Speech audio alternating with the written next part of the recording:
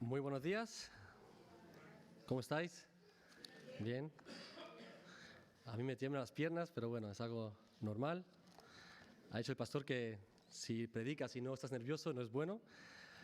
Así que me gustaría, antes de empezar con la predicación, me gustaría que respondierais a 3 preguntas muy fáciles que he traído. Para eso se os permite sacar los móviles y escanear un código QR que aparece en la pantalla. No respondáis, solo escanearlo.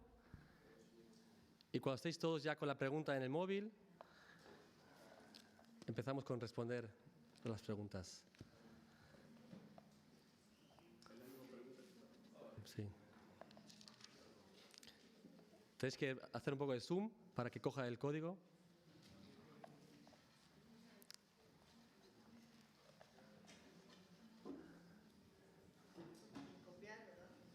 ¿Estáis todos?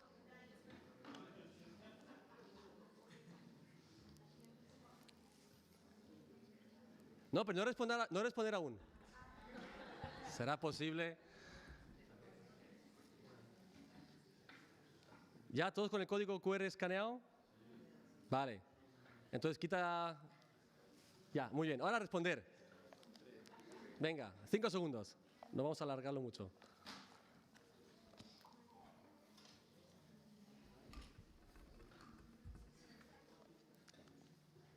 ¿Ok? No es muy difícil. Si no funciona a lo mejor es porque, como es una versión no comprada, solo hay 47 personas que pueden responder. Entonces, creo que aquí hay más de 50, así que... Pero bueno, vamos a ver las respuestas, por favor.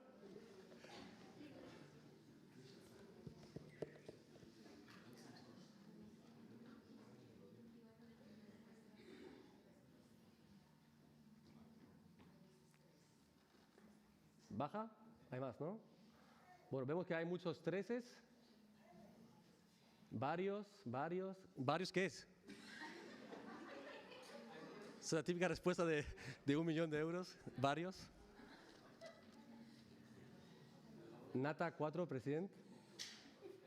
No hay cifra, eran sabios. Vale. Vemos que hay muchos errores. La Biblia solo habla de los magos del Oriente. No dice un número específico. O sea que hay más de 2. Eso sabemos porque habla de los reyes, los magos del Oriente, perdón. Los magos, o sea que tiene que ser mínimo 2, pero no sabemos cuántos son. Así que la mayoría ha fallado. Tradiciones. Seguimos. Siguiente pregunta. No responder aún, por favor. ¿Cuántos animales de cada especie entraron en el arca de Noé? Vale, quita la pantalla. Y responder.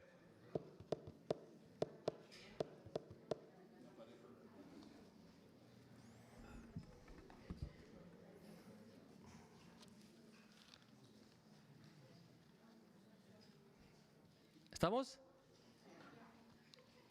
Ok. Enseña las respuestas, porfa.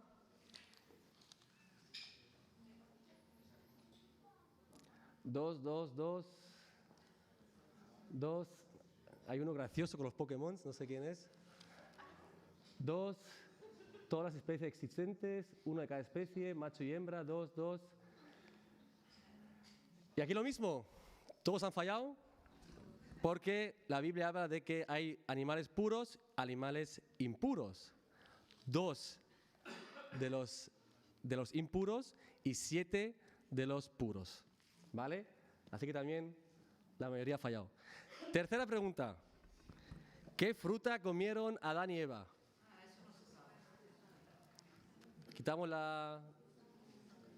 Muchas gracias.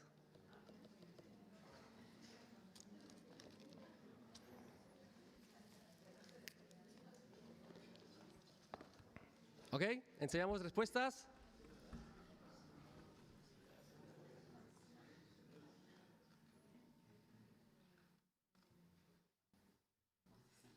Bien, bien, la mayoría ha respondido correctamente. No se sabe, solo habla del fruto prohibido, o como también pone, del bien y del mal, ¿vale? Así que manzana es incorrecto. Vale, muchas gracias por participar. Hemos visto que 3 preguntas muy sencillas de la Biblia, la gran mayoría ha fallado. Y seguramente que os habéis dejado influenciar por cosas que a lo mejor habéis visto en alguna película, en los dibujos animados para los peques, o quizás en alguna una serie o lo que sea, ¿no? O lo habéis leído en algún artículo. Apple de manzana. ¿No? O quizás os habéis dejado influenciar porque lo que tradicionalmente se ha contado, o siempre hemos aprendido eso, siempre lo hemos visto, siempre lo hemos escuchado, y no acudimos a lo que realmente enseña la palabra de Dios. Y creo que así nos pasa en muchos ámbitos en nuestra vida. Nos dejamos influenciar por cosas que escuchamos, por cosas que dicen a lo mejor las personas o lo que la mayoría de la gente ve con buenos ojos, y dejamos de acudir a lo que realmente enseña la palabra de Dios. Y el año pasado me han impactado mucho las noticias que he escuchado pues, en el mundo cristiano, ¿no? Y ahí me doy cuenta del estado en el que se encuentra la religión cristiana. En los propios países cristianos van a saco contra aquellos que viven según la palabra de Dios, que piensan diferente a la mayoría o que actúan diferente. Cristianos influencers son criticados por gran parte de la sociedad. El programa de televisión, la primera televisión alemana, ARD, sacó un artículo hablando mal sobre aquellos futbolistas que llevaban en sus camisetas "Pertenezco a Jesús", advirtiendo a los más jóvenes de tener cuidado de seguir a esta gente, porque podrían a lo mejor intentar meterles en su creencia, ¿no? Entonces, ahí vemos, en un país como Alemania, donde salió el protestantismo, van a saco contra aquellos que de verdad viven según la palabra de Dios. Aquí en Hannover, el año pasado, hubo el Día de las Iglesias, ¿no? Tenía mucha expectativa y al final resultó ser decepcionante. Hablaron de todo menos de Jesús. Sacaban muchas ideas, muchas cosas modernas que van en contra de lo que realmente la palabra de Dios enseña. Hablaban más de política que en la fe de Jesús, en Jesucristo. Y parece ser que hoy en día solo las iglesias de izquierdas son una buena iglesia. O sea, las iglesias con un pensamiento moderno que se adapta a las nuevas corrientes. Pero bueno, es algo como seguidores de Cristo, ya sabemos, porque Jesús en Mateo 10:22 dice que seremos aborrecidos de todos por causa de mi nombre. No pone que seremos aborrecidos solo en los países islámicos o budistas o hinduistas, pone de todos. Y creo que hoy más que nunca se ve el ataque constante a cristianos que de verdad siguen la palabra de Dios.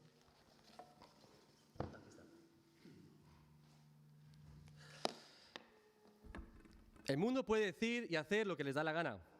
Pueden vivir como quieren, pero tú y yo, como hijos de Dios, no podemos vivir como nos da la gana, ni tampoco pensar como ellos, ni apoyar ideas falsas que van contra de la palabra. Entonces, ¿cómo reaccionamos nosotros ante las cosas que nos rodean? ¿Usamos nuestra propia razón o miramos lo que dice realmente la palabra de Dios? ¿Nos dejamos influenciar por las ideas modernas? ¿Vivimos un cristianismo moderno, dominical? Esas son preguntas que tenemos que cada uno responder. Entonces, ¿qué es el cristianismo moderno?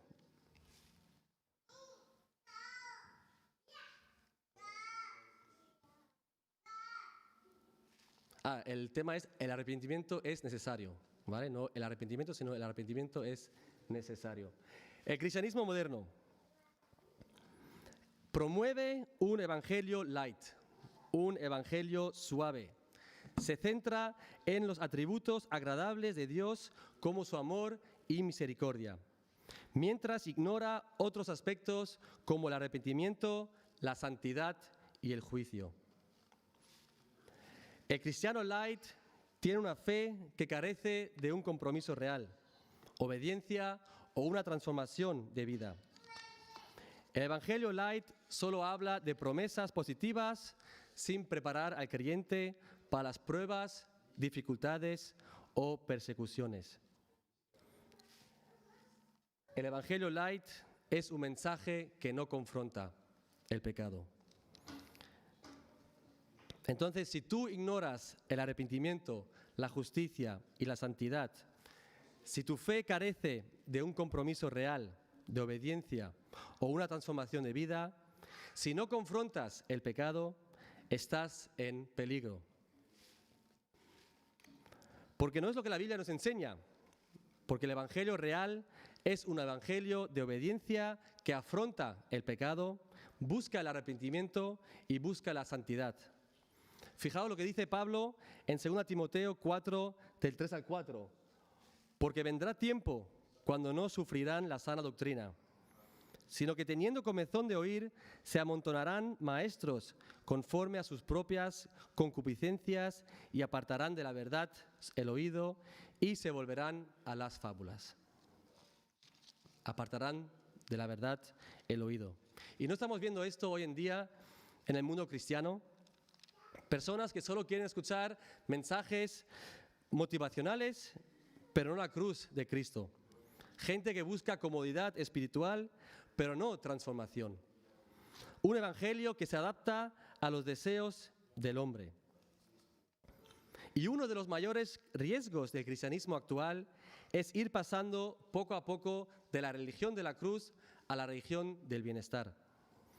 El teólogo norteamericano Reinhold Niebuhr avisa del peligro de que llegará un momento en el que se vaya a predicar un Dios sin cólera que conduce a unos hombres sin pecado hacia un reino sin juicio por medio de un Cristo sin cruz. ¿Vale? O sea, todo lo contrario de lo que dice, lo que nos enseña la palabra de Dios. Pero Jesús enseña en Mateo 10:38, el que no toma su cruz y me sigue no es digno de mí. Entonces, seguir a Jesús es sinónimo de obediencia y de un verdadero arrepentimiento.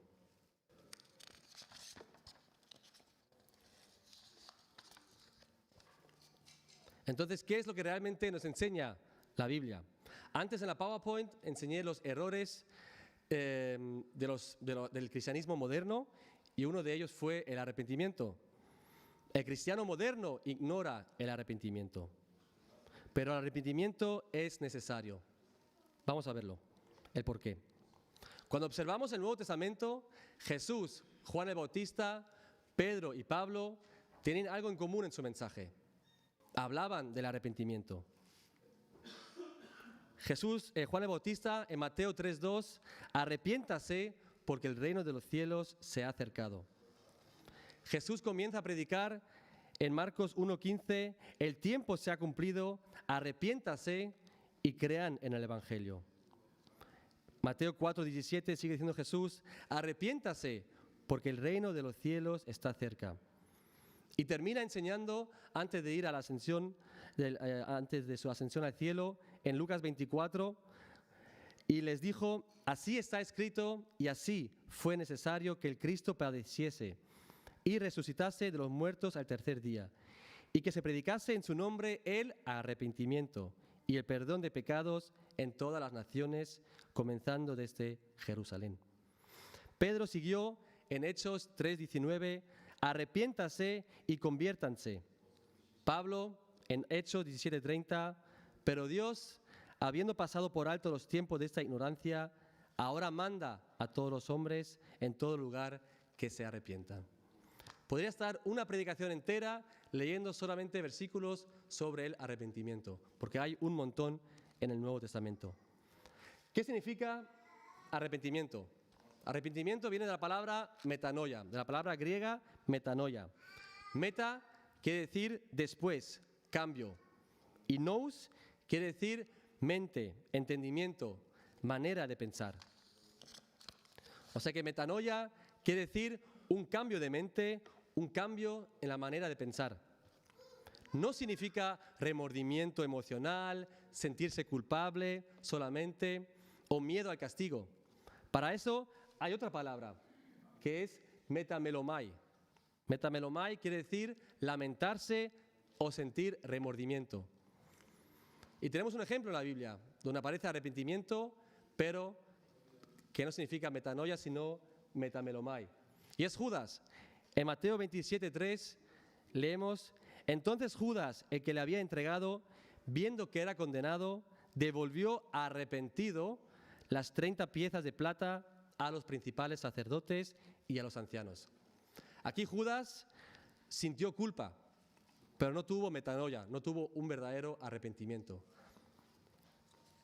Entonces, en el Nuevo Testamento, metanoia implica 3 dimensiones. Intelectual, cambio en la forma de pensar, ok, estoy equivocado delante de Dios. Moral, cambio de decisión, abandono mi camino. Y práctico, cambio de dirección, vivo de otra manera. Y esas 3 dimensiones se puede ver claramente en la persona de Pablo. Pablo, de perseguidor a predicador. A Pablo lo conocían como aquel que perseguía a cristianos y los llevaba presos. Pero cuando Jesús lo confronta, tuvo un arrepentimiento brutal. Leemos en Hechos 9, del 4 al 6, y cayendo en tierra, oyó una voz que le decía: Saulo, Saulo, ¿por qué me persigues? Él dijo: ¿quién eres, Señor? Y le dijo: yo soy Jesús a quien tú persigues. Dura cosa te es dar coces contra el aguijón. Él, temblando y temeroso, dijo: Señor, ¿qué quieres que yo haga?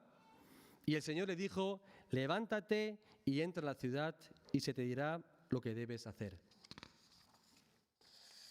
Pablo tuvo aquí, primeramente, un cambio intelectual, un cambio en la forma de pensar. Ok, estoy equivocado delante de Dios. Lo que pensé que estaba correcto no es lo correcto ante Dios. Señor, ¿qué quieres que yo haga? Hay un cambio intelectual, un cambio en la forma de pensar. Y más adelante vemos un cambio inmediato. En Hechos 9:20, enseguida predicaba a Cristo en las sinagogas, diciendo que este era el Hijo de Dios. Aquí vemos un cambio moral y un cambio práctico. Abandona lo que estaba haciendo y se pone en marcha con lo que Dios le está mandando. Gálatas 2:20, vemos el cambio definitivo en Pablo.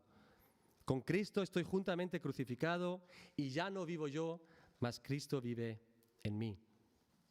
Y el verdadero arrepentimiento se nota. Las personas que veían y escuchaban al Pablo no lo podían creer. No era el mismo. Notaron el cambio. Lo podemos ver en Hechos 9:21. Y todos los que le oían estaban atónitos y decían: ¿no es este el que asolaba en Jerusalén a los que invocaban este nombre y a eso vino acá, para llevarlos presos ante los principales sacerdotes? La gente nota el cambio. La gente tiene que ver que tú y yo somos diferentes. Pensamos diferentes, actuamos diferentes, no seguimos la corriente de este mundo. Entonces, hermanos, un cristiano sin arrepentimiento no es un cristiano. Porque el arrepentimiento es necesario para la salvación. Lo hemos visto antes en los versículos. Jesús empezaba: arrepiéntate y crean en el Evangelio. Un arrepentimiento es necesario. Hay que cambiar de opinión sobre el pecado. El pecado ya no es algo con lo que se juega, sino algo a lo que hay que renunciar. Entonces la vida de un cristiano es de un constante arrepentimiento. Y creo que cuanto más maduras en la fe, más te arrepientes, porque no solo las cosas graves que haces te duelen, sino también las cosas pequeñas.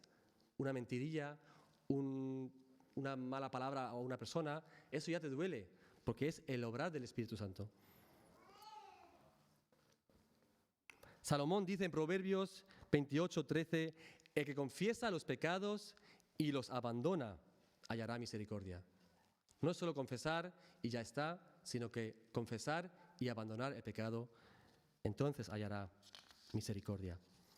Y a veces pecamos y seguimos pecando intencionadamente y no hay arrepentimiento.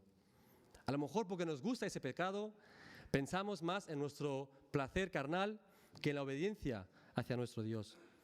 O también puede ser que te sientes ya tan mal haciéndolo que ya, ¿para qué? ¿Para qué acudir a Dios?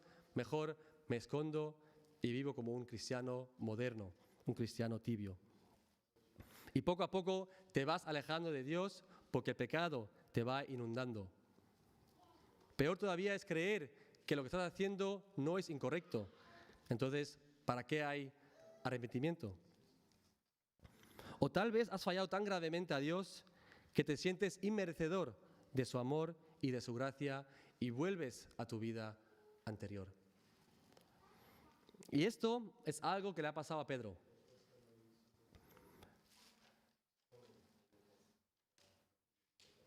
En Mateo 16, 18, Jesús tiene un plan con Pedro y le dice: yo te digo que tú eres Pedro, y sobre esta piedra edificaré mi iglesia, y las puertas del reino de la muerte no prevalecerán contra ella.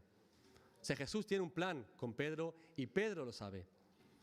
Pero antes de llegar a ser esa roca que Jesús tenía pensado en él, no la pasó muy bien. Tras negarle a Jesús, sintió culpa y se quebrantó. Leemos que después de que el gallo cantara 3 veces, Jesús miró a Pedro y éste se fue y lloró amargamente. Pedro prometía grandes cosas a Jesús. Yo nunca te abandonaré, daré mi vida por ti, jamás te negaría. Y en ese momento, cuando el gallo cantó 3 veces, sintió ese fracaso espiritual y lloró amargamente. Porque también Pablo lo dice en 2 Corintios 7:10, la tristeza que proviene de Dios produce el arrepentimiento que lleva a la salvación. El arrepentimiento produce tristeza. Hermanos, cuando pecamos, tenemos que sentirnos con tristeza, tenemos que sentirnos mal ante Dios. Señor, me siento mal, otra vez no he hecho las cosas que me pediste, otra vez te he fallado. No soy digno de orar ni de acercarme a ti. Volví a fallar en ese pecado que caigo una y otra vez. Eso es el obrar del Espíritu Santo, es bueno. Es necesario el arrepentimiento sincero, porque el arrepentimiento produce tristeza. Entonces, después de negar a Jesús, ya no se escucha nada más de Pedro. Abandona su liderazgo, no predica, está con miedo, se esconde, tiene sensación de fracaso espiritual y en medio de ese fracaso personal vuelve a su pasado.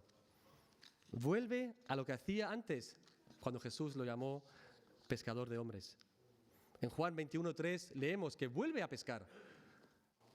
No sigue lo que Jesús tenía con él planeado, sino que vuelve a pescar. Yo no sé qué cosas has prometido a Jesús. Quizás empezar un ministerio, tomar responsabilidades dentro de la iglesia, dejar un vicio que te está teniendo atrapado, abandonar un pecado en el que caes una y otra vez, pedir perdón a alguien de verdad. Y tanto le has prometido ya a Dios que te sientes con ese fracaso espiritual y te sientes como Pedro. Vuelves a tu pasado y vuelves a lo que hacías antes. Pero Jesús, en su misericordia, vuelve a Pedro y vuelve al mismo escenario donde lo había llamado. Ahí en el río, o sea, en el lago, y Pedro pescando. Jesús restaura su llamado y fue allí cuando Pedro empieza de verdad su llamado y se convierte en uno de los más grandes evangelistas. Pedro no se olvidó de Jesús, pero sí se olvidó de su llamado. Hay creyentes que creen en Jesús, pero se han olvidado de su llamado. Se han olvidado de lo que el Señor tiene planeado para él. La semana pasada hemos escuchado, ¿no?, buscar la voluntad de Dios en su vida.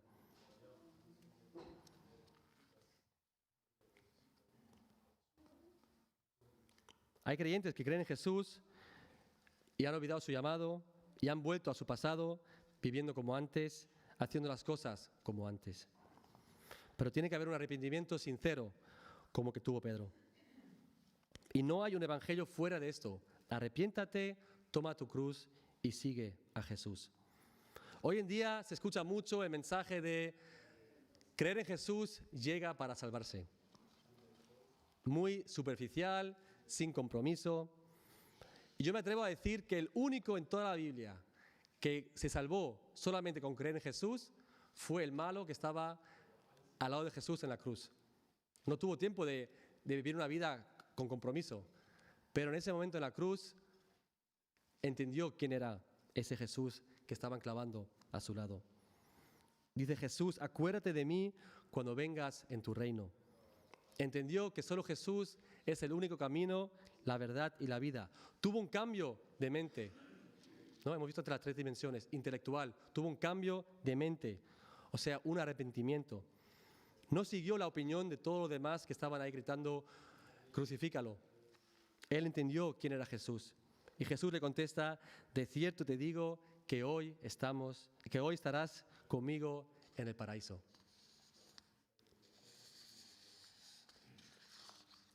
¿Con creer en Jesús llega para la salvación? Satanás cree en Jesús. Donald Trump cree en Jesús. ¿Cuántos cantantes de reggaetón cantando barbaridades en sus canciones creen en Jesús? La semana pasada nuestro pastor dijo el ejemplo de los que en la Edad Media hicieron las cruzadas, ¿no? Mataban en el nombre de Jesús. Ellos creían en Jesús.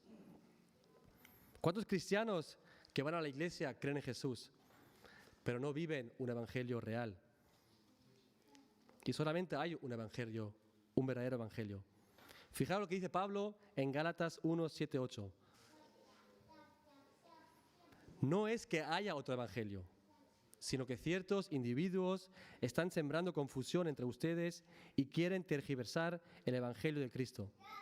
Pero aun si alguno de nosotros o un ángel del cielo les predicara acerca de unas buenas noticias distintas de la que hemos hecho, que caiga bajo maldición. ¡Puah! Es fuerte, es muy fuerte. Dar otro evangelio que pone en la Biblia, las consecuencias son fuertes. Que caiga bajo maldición, dice Pablo. No hay otro evangelio. No hay un evangelio sin arrepentimiento. No hay un evangelio sin reconocer el pecado. ¿Sabéis la diferencia que hay entre el rey David y un cristiano moderno? El rey David, a pesar de sus imperfecciones y pecados, cometió adulterio, mandó a Urías a la guerra para quedarse con su mujer. Él amaba apasionadamente a Dios. Hacía todo lo que Dios quería que hiciera. O sea que vivía conforme a su voluntad. Él reconocía el pecado y se arrepentía sinceramente. Podemos leer todos los salmos de David, un arrepentimiento sincero, con lloro, con ayuno. Un cristiano moderno, a pesar de sus imperfecciones y pecados, cree en Jesús, hace lo que le da la gana y no reconoce el pecado. O sigue viviendo en pecado. Por eso no hay necesidad de arrepentimiento. Y eso, lamentablemente, se está viendo fuera, pero también dentro de la iglesia. Tenemos que volver al evangelio verdadero, no al superficial, no al moderno. Tenemos que aprender a pedir perdón a Dios. En la última predicación del año pasado, nuestro pastor mencionó Miqueas 7:19, si confiesas tus pecados, Dios los tira al fondo del mar. Se olvida de ellos, no los vuelve a sacar. Pero hay que reconocerlos, confesar y pedir perdón, arrepentirse y intentar salir de ese pecado. Tener un cambio intelectual, un cambio moral y un cambio práctico. Y obviamente sabemos que el pecado trae consecuencias. David tuvo que vivirlas también y tuvo que vivir unas fuertes consecuencias. Y cada uno de nosotros también vivirá las consecuencias de cada pecado que hagamos. Eso no va a cambiar. Jesús restaura, perdona, pero las consecuencias tenemos que asumirlas. Y algunas veces ya es demasiado tarde. El daño que hemos causado con ese pecado puede cambiar nuestra vida entera, puede destrozar la familia, puede producir una enfermedad grave dentro de nosotros, puede causar cosas peligrosas, solamente por no abandonar ese pecado en el tiempo necesario. Y quiero terminar diciendo que no solo es necesario pedir perdón a Dios y arrepentirse, también es necesario entre nosotros pedir perdón y perdonar. Jesús En Marcos... Simón, digo, Pedro. ¿Esto Me es? gritó. ¿No hay otro? Vale. Aquí está. En Marcos 11:25, cuando estéis orando, perdonad si tenéis algo contra alguno, para que también vuestro Padre que está en los cielos os perdone. Lucas 17:3-4, si tu hermano peca contra ti, repréndele, y si se arrepiente, perdónale. Y si 7 veces al día pecare contra ti, y 7 veces al día volviere a ti diciendo, me arrepiento, perdónale. Porque lo mismo hace Dios con nosotros. Tenemos que aprender a perdonar igual que Dios nos perdona. Y aquí os he traído ahora una escena de la serie The Chosen. Es una escena entre Mateo, Pedro y Jesús. Primeramente, como está muy oscura algunas escenas, al principio aparece Mateo con Jesús, ¿vale? Después aparece Pedro y Mateo. Después aparece Jesús con Pedro y al final otra vez Pedro con Mateo. ¿Vale? Escuchar es muy bueno, una buena enseñanza, cómo Jesús trabaja con los dos y cómo al final el perdón y el perdonar es lo más bonito. Vamos a ver el vídeo. En Siria. Simón, digo, Pedro. ¿Más alto? Me gritó cuando estábamos en la hoguera. Dura 8 minutos, Me dijo pero que bueno. había escupido en la fe judía. Que nunca olvidaría lo que le había hecho y que nunca me perdonaría.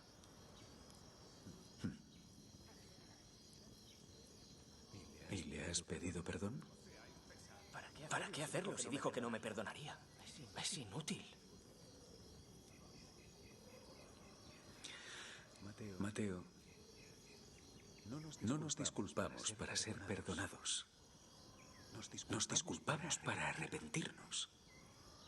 El perdón es un regalo que nos da la otra persona. No sabes lo cruel que has sido conmigo. O quizás, y aún así, has elegido enaltecerlo, lo que todavía es más doloroso. Es que Tienes razón. Durante un tiempo, Pedro ha sido demasiado duro contigo.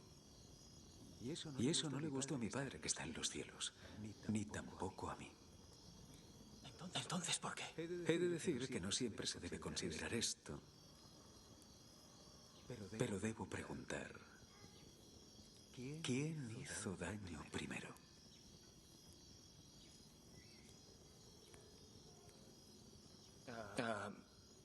Imagino que, en teoría, al aceptar el trabajo de Roma... No en teoría. En verdad. De acuerdo, le di la espalda a mi pueblo. Después lo espié por orden de Quintus y... Estuve casi a punto de entregarlo a Roma y con ello destrozarle la vida a su familia.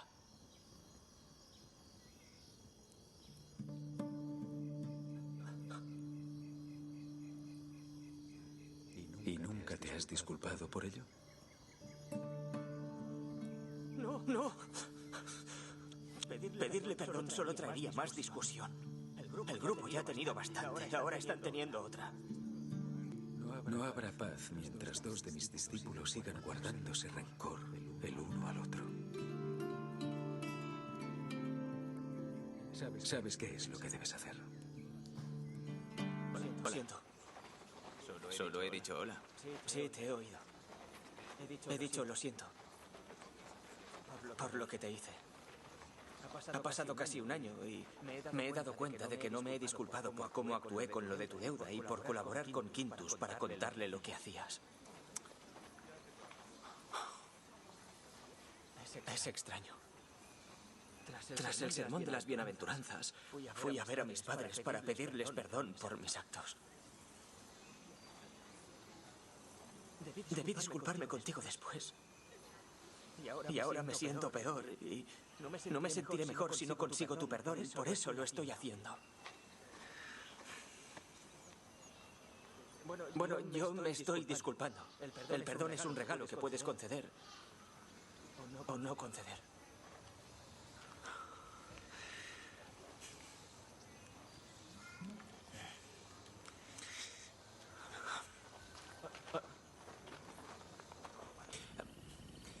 ¿Qué puedo hacer cuando hay alguien que ha pecado contra mí, atrozmente, repetidamente y sin arrepentimiento? Creo que sé de quién hablas. La traición a nuestro pueblo trabajando para Roma fue una de sus ofensas. Fue un pecado contra todos nosotros y nuestro legado.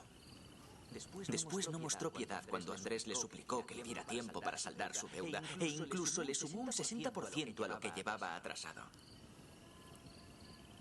Iba a dejar que Roma se quedase en nuestra barca como fianza.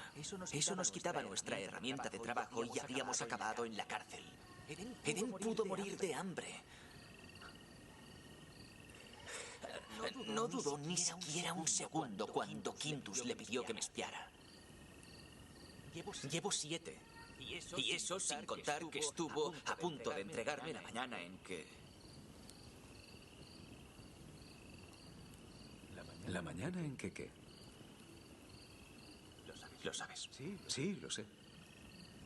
Puede que estuviera a punto de entregarte, pero no llegó a hacerlo.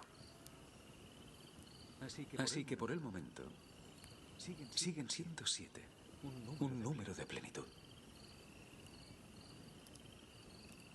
Peca 7 veces contra mí y se supone que debo... ¿Perdonarle? No 7, sino 77 veces. Podría llegar a tanto si analizara todas las ofensas y sus consecuencias. No me refiero literalmente a 77 veces, sino 70 veces 7. Plenitud y más plenitud. Un perdón eterno y sin límites.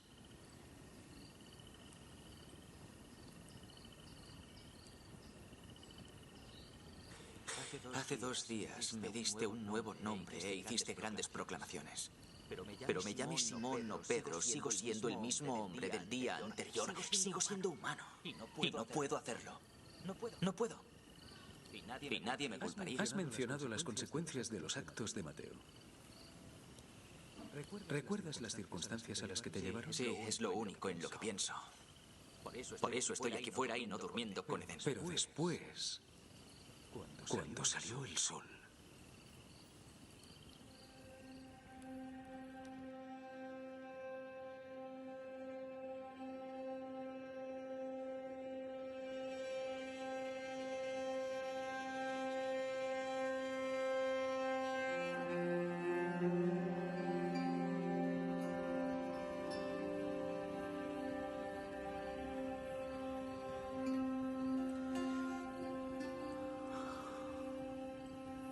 sé que es difícil.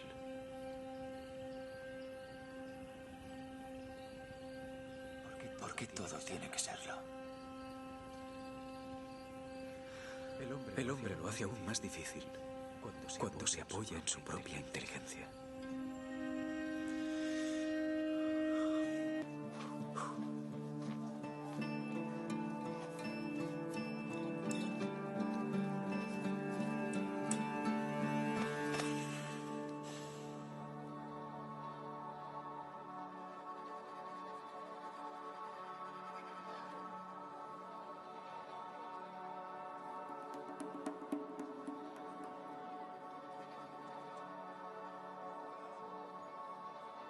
Te perdono.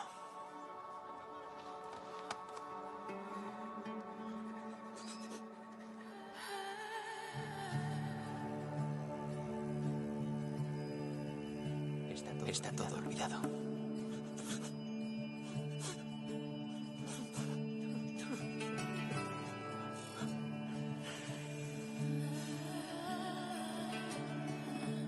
Hasta el fin del mundo, ¿no?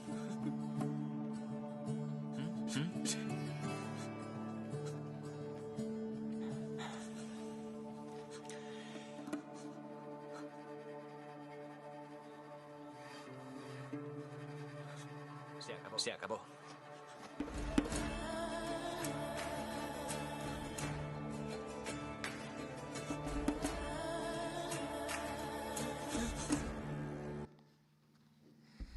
Ya, qué bonito es perdonar y también pedir perdón.